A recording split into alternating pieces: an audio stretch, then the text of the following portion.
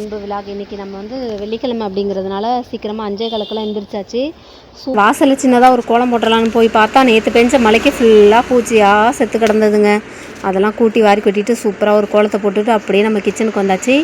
இன்றைக்கி என்ன சமைக்கிறோம் அப்படின்னா, இன்றைக்கி வெள்ளிக்கிழமைங்கிறதுனால எப்பவும் போல் நம்ம சாம்பார் தான் வைக்க போகிறோம். புதுசாக ஒன்றும் இல்லை, கிள்ளி போட்ட சாம்பார், உருளைக்கிழங்கு வறுவல், வாழைக்காய் வாங்கிட்டு வந்து 2-3 நாளாச்சுங்க. அதனால் இதுக்கு மேலே விட்டால் அது நல்லா இருக்காது, பழுத்துருன்னு சொல்லிட்டு அதையும் ஒரு ஃப்ரை பண்ணிடலாம் அப்படின்னு சொல்லிட்டு தான் ரெடி பண்ணிகிட்ருக்கேன். வாழைக்காவை நம்ம கட் பண்ணி வேக வச்சு எடுத்து வச்சுருக்கோம். இனிமேல் தான் அதோடய வேலையே ஆரம்பம். பார்க்கலாம் வாங்க. பார்த்து காலையிலே சீக்கிரமாக எந்திரிச்சு விதவிதமாக சமைச்சு வச்சாலும் இந்த பிள்ளைங்க பார்த்திங்கன்னா லெமன் சாதத்தை மட்டும் தான் எடுத்துகிட்டு போயிருக்காங்க. வாழைக்காய் வறுத்து வச்சுருக்கேன், உருளைக்கிழங்கு வறுத்து வச்சுருக்கேன், எதையுமே எடுத்துகிட்டு போகல. என்ன சமைச்சிருக்காங்கன்னு பார்க்க கூட இல்லைங்க, சாதத்தை மட்டும் போட்டுட்டு போயிட்டே இருக்காங்க. போன வாரமே நான் வீடியோவில் சொல்லியிருப்பேன், அந்த வெள்ளிக்கிழமை போகுதுன்னு எனக்கு ரொம்பவே கஷ்டமாக இருக்குது. ஆடி வெள்ளி வளையல்லாம் வாங்குவாங்க கடையில், நிறையா சேல்ஸ் ஆகும் அப்படின்னு சொல்லியிருக்கேன்.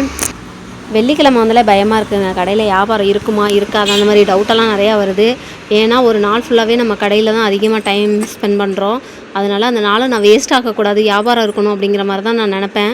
நல்ல வேளை காலையிலே ஃபோன் பண்ணி இன்றைக்கி வரலட்சுமி நோன்பு இருக்கிறதுனால வளையலுக்கெல்லாம் ஆர்டர் கொடுத்துருந்தாங்க. அப்புறம் மெஹந்தி கோனுக்கும் நிறைய ஆர்டர் கொடுத்துருந்தாங்க. அதனால் சரி இருக்க வேலையெல்லாம் முடிச்சு நம்ம சீக்கிரமாக கிளம்பிடலாம் அப்படின்னு தான் நான் கொஞ்சம் வேகமாகவே வேலை பார்த்துட்டு இருந்தேன்.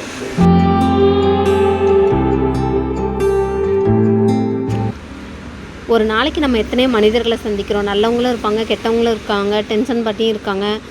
இந்த மாதிரி நிறைய பேர் மனிதர்களை நம்ம சந்திக்கிறோம்.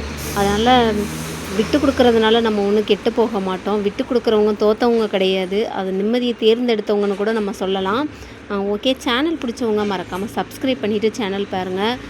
தேங்க்யூ.